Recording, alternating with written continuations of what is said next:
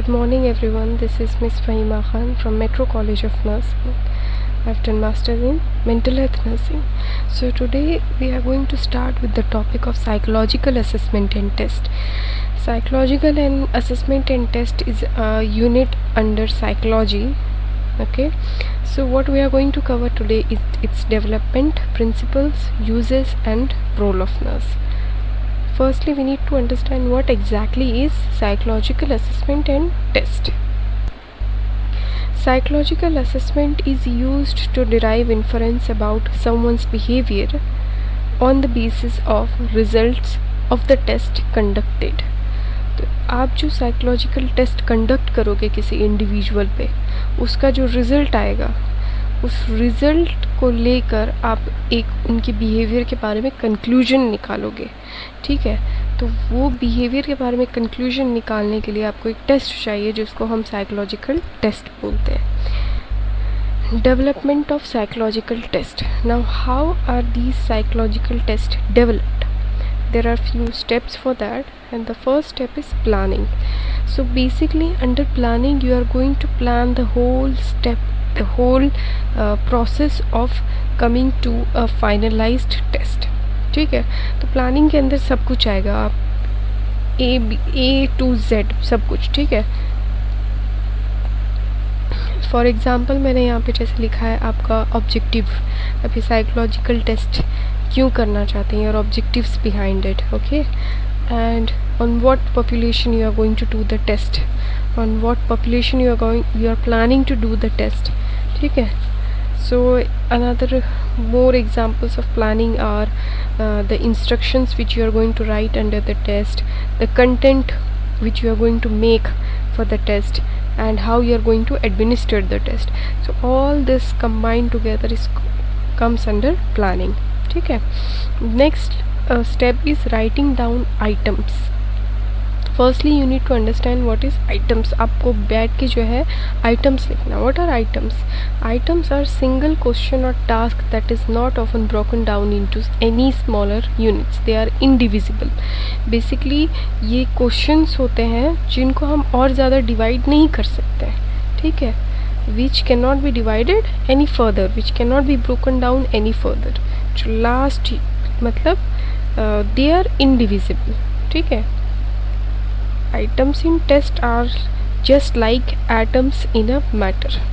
Okay, atoms in a matter are what? They are indivisible. Okay, so those are items, or you can say simple questions. Okay, next is preliminary tryout. Now before, so आपने plan कर लिया, items लिख दिए और you can से questions लिख दिए. ठीक है, अब डायरेक्टली आप रिसर्च नहीं कंडक्ट कर सकते या psychological test, what I meant is आप साइकोलॉजिकल टेस्ट नहीं कंडक्ट कर सकते. So what you have to do before conducting the final psychological test, you are going to give it a preliminary try out. Okay, so under preliminary tryout, before even giving a preliminary tryout, you are supposed to get it reviewed by reviewers. Okay, so before proceeding toward administration of the test, review by at least 3 experts. So आपको जो है आप try test भी, आपका जो items है और you can say the questions और the test which you have made, you know, तो उसको ट्राई करने से पहले भी हमें उसे रिव्यू कराना है, and minimum you have to review it from 3 experts. So it has to be in odd numbers, 3, 5, 7, 9. Okay, it has to be in odd number. So preliminary tryout before proceeding toward administration of the test, reviewed by at least 3 experts.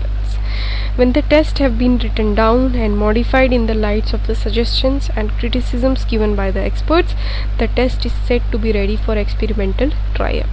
तो जब आप जो है 3 review minimum 3 expert review जब आप ले लेते हो तो आपको जो है उसमें सजेशंस मिलते हैं. ठीक है, रिव्यू मिलते हैं, तो उन सजेशंस और रिव्यू को आप जो है अपने टेस्ट में चेंजेस लाओगे, मॉडिफाई करोगे. ठीक है, एज़ पर देयर सजेशंस, और आपको जो एक्सपर्ट्स ने क्रिटिसिज्म दिया हुआ है, आप उस चीज़ को जो है करेक्ट करोगे। उसके बाद जब आपका वो टेस्ट तैयार हो जाए फिर आप उसको एक्सपेरिमेंटल ट्राई आउट करोगे। मतलब ये फाइनल नहीं होगा, ये just in a form of experiment you are going to try it out. Okay, so I'm going to read it out again just so that you can understand. Before proceeding toward administration of the test, review by at least 3 experts. When the tests have been written down and modified in the light of suggestions and criticisms given by expert, the test is said to be ready for experimental tryout. Now then the fourth step under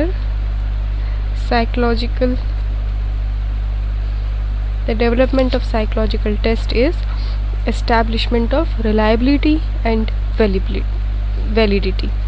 So this is the most important part of the test standardization. जब ये जो end result जो होगा test का, उसके लिए बहुत important है ये वाला स्टेप, ठीक है।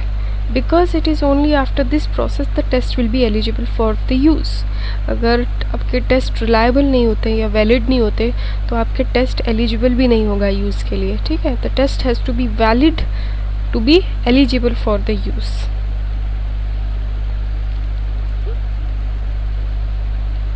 The next is the fifth step is preparation of manual. अब आपने टेस्ट तैयार कर लिया है, आइटम्स तैयार कर लिए हैं, अब उन टेस्ट को कैसे कंडक्ट करना है ना, एक proper manual.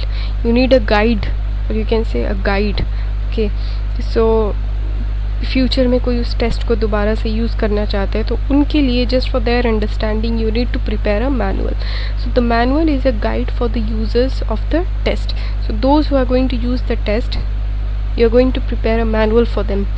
Okay, it gives all the details about tests such as psychometric properties, instructions for administration, scoring key to score the answers, method of scoring, and also references. So these are the few examples of what you are going to include in a preparation of manual. Okay, the next point is principles of psychological test. What are the principles of psychological test? What principles do you have to follow while preparing a psychological test? So the psychological test should have these components. What are the components? The standard content and the standard procedure that make it possible for anybody to administer it anywhere, anytime. Psychological test का सबसे main principle जो है वो है आपका जो content होना चाहिए वो स्टैंडर्ड होना चाहिए और आपका प्रोसीजर स्टैंडर्ड, ठीक है। मतलब स्टैंडर्ड यानी जो everyone can do, anyone can do, okay, anyone can follow, anyone can do. So the standard content and the standard procedure that make it possible for anybody to administer it anywhere and anytime, ठीक है। So this is the first principle you are going to follow for psychological test. So जितने भी हमारे यहाँ पे psychological test दिए गए हैं अब तक scientist through psychologist, you know, so we can use it anywhere at any time, okay, and anyone can use it, but in some places the anybody, ये जो anybody है ये limited है कुछ places में, ठीक है। For example in South Africa not everyone can use psychological testing, not everyone can use psychological test, only psychologists are supposed to do that, okay। So in most of the places we can use psychological test.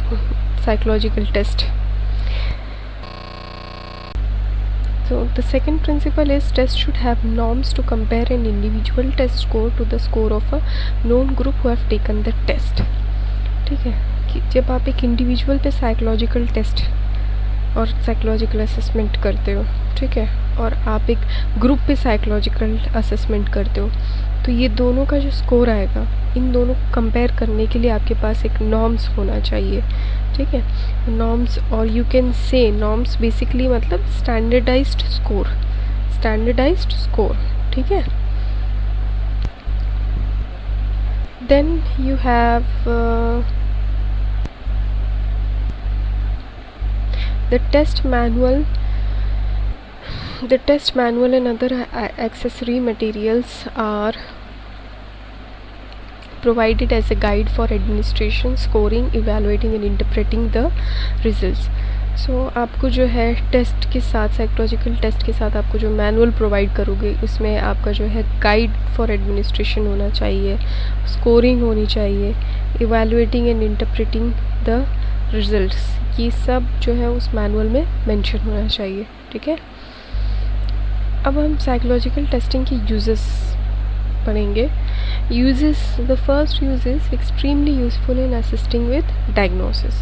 We can't say that it's 100% useful, but it is extremely useful. मतलब काफ़ी हद तक बहुत useful होता है किसी भी disorder को डायग्नोस करने के लिए, ठीक है।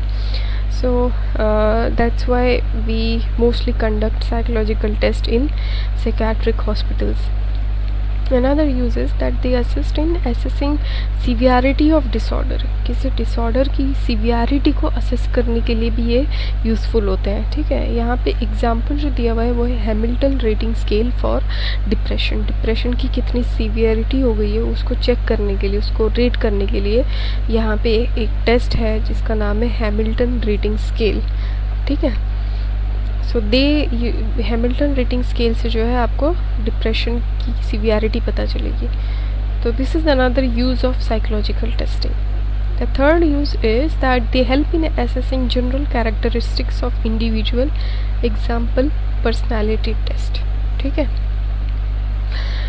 किसी इंडिविजुअल के कैरेक्टर को फाइंड आउट करने के लिए या एटीट्यूड या पर्सनैलिटी, ठीक है, ये सब फाइंड आउट करने के लिए भी हमें साइकोलॉजिकल टेस्ट दिए गए हैं, ठीक है। ऑल टुगेदर ये पर्सनालिटी, पर्टिकुलरली पर्सनालिटी को फाइंड आउट करने के लिए जो हमें टेस्ट दिए गए हैं उनको हम बोलते हैं पर्सनालिटी टेस्ट, ठीक है।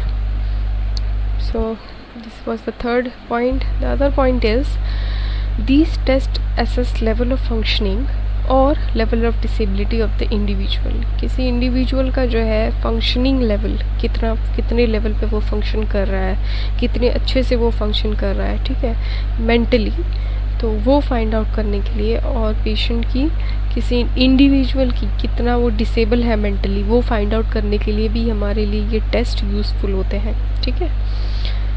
Then these tests are also used in forensic evaluations like criminal charges, ठीक है।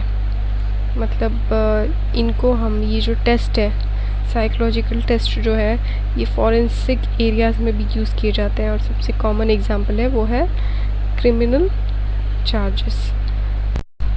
Now what are the role of nurses in psychological assessment, ठीक है।